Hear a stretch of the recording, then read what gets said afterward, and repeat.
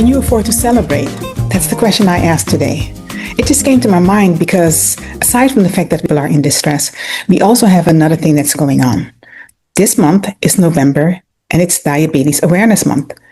And what's going on? About 50% of people in the United States are either diabetic or pre-diabetic.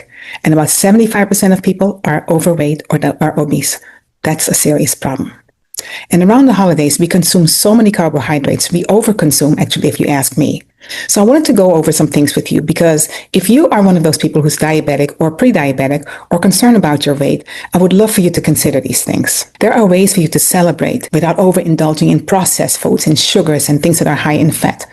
Because diabetes is becoming a real problem. We're seeing that diabetes is starting to affect younger and younger generations. So while we're thinking about celebrating the holidays in the name of tradition, let's try to think about something. If you think about all the things that we like to eat for the holidays, most of it lacks fiber and most of it is not that healthy for us, but it tastes good. So when I ask the question, can we afford to celebrate? Yes, we can afford to celebrate, but the question is how and why? So one of the things that I want to talk about is the amount of processed sugars that's in our food. And that actually helps to cause diabetes. Because see, diabetes is caused when the body cannot process the sugar that we take in because we're not producing enough insulin.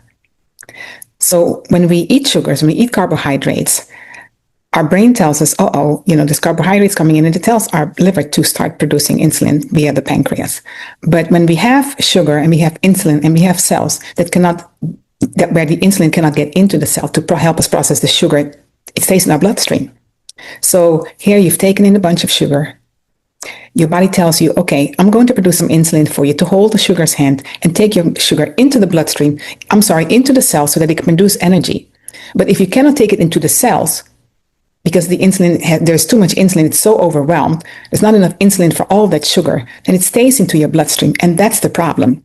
This is why you see a lot of people who have diabetes also have kidney issues, because the kidney filters your blood.